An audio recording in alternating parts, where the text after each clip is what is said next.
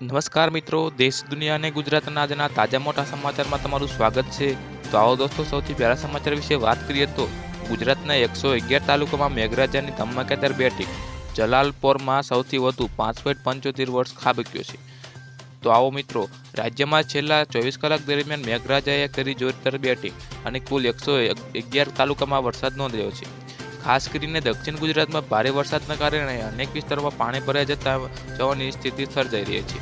રાજ્યના કુલ 24 તાલુકામાં 1 ઇંચથી લઈને પણ પોણા 6 ઇંચ સુધી વરસાદ નોંધાતા ખેડૂતો માટે ખુશીનો માહોલ જોવા મળ્યો છે, જ્યારે નીચાણવાળા વિસ્તારોમાં લોકોને મુશ્કેલીઓનો પણ કરવો પડે છે।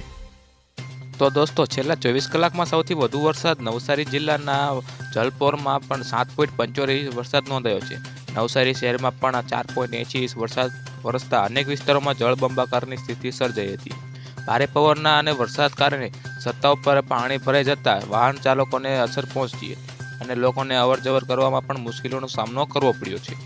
અને ત્યારબાદ વલસાડ જિલ્લામાં પારડીમાં 3.82 ઇંચ વરસાદ જેટલો નોંધાયો છે, જ્યારે સુરત જિલ્લામાં પલસાણામાં પણ 3.7 ઇંચ વરસાદ નોંધાયો હતો। નવસારી ચીખલીમાં પણ 2.48 ઇંચ નોંધાયો હતો વરસાદ। સુરતના મહુવામાં પણ 2.17 ઇંચ વરસાદ નોંધાયો હતો અને નદી, નાળા અને નીચાણવાળા વિસ્તારોમાં પણ પાણી ભરી જવાની સંભાવના જોવા મળી હતી। તો આવો દોસ્તો, બીજી તરફ સૌથી મહત્વના સમાચાર વિશે વાત કરીએ તો છેલ્લા 24 કલાકમાં સૌથી વધુ વરસાદ ધરાવતા તાલુકાઓના નામ। જલાલપોર નવસારીમાં 5.75 ઇંચ વરસાદ, નવસારી શહેર 4.80 ઇંચ વરસાદ, પારડી વલસાડમાં 3.12 ઇંચ વરસાદ, પલસાણા સુરતમાં આવેલા 3.37 ઇંચ વરસાદ, ચીખલી નવસારી 2.48 ઇંચ વરસાદ, મહુવા સુરત 2.17 ઇંચ વરસાદ, નાનાપોડમાં 1.97 ઇંચ વરસાદ, કપરડામાં પણ વલસાડ અને 1.85 ઇંચ વરસાદ, બારડોલી સુરત 1.73 ઇંચ વરસાદ, સુરત શહેરમાં પણ 1.73 ઇંચ વરસાદ નોંધાવતા તો દોસ્તો, આ વરસાદના કારણે રોડ અને રસ્તા ઉપર પાણી ભરાઈ જવાની સ્થિતિ સર્જાઈ હતી। તો દોસ્તો, હાલમાં જ નવા સમાચાર સામે આવી રહ્યા છે કે આંબાલાલ પટેલે જુલાઈ મહિનાના ઉતરતા માટે તારીખવાર મહત્વની આગાહી કરી છે। 19 થી 21 જુલાઈ આ દિવસોમાં દરમિયાન રાજ્યના ઘણા ભાગોમાં હળવાથી મધ્ય વરસાદની ઝાપટવા પડવાની શક્યતા છે।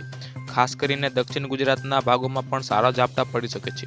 22 જુલાઈથી રાજ્યના કેટલાક ભાગોમાં મેઘરાજાએ જોર પકડશે અને ભારે પવન સાથે વરસાદની શક્યતા છે। 24, 25 અને 26 જુલાઈના આ સમયગાળા દરમિયાન મુંબઈ સહિત મહારાષ્ટ્રના વિવિધ ભાગોમાં પણ ભારે વરસાદ થવાની સંભાવના છે।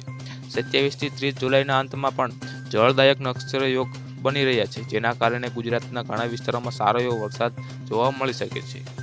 તો દોસ્તો, એ મળ્યું એક નવા સમાચાર સાથે। તે પહેલાં મિત્રો, વિડીયોમાં તમે નવા હોય તો આ વિડીયોને લાઇક કરજો અને આવા જ નવા સમાચાર જાણવા માટે આપણે ચેનલને જરૂરથી સબસ્ક્રાઇબ કરી દેજો।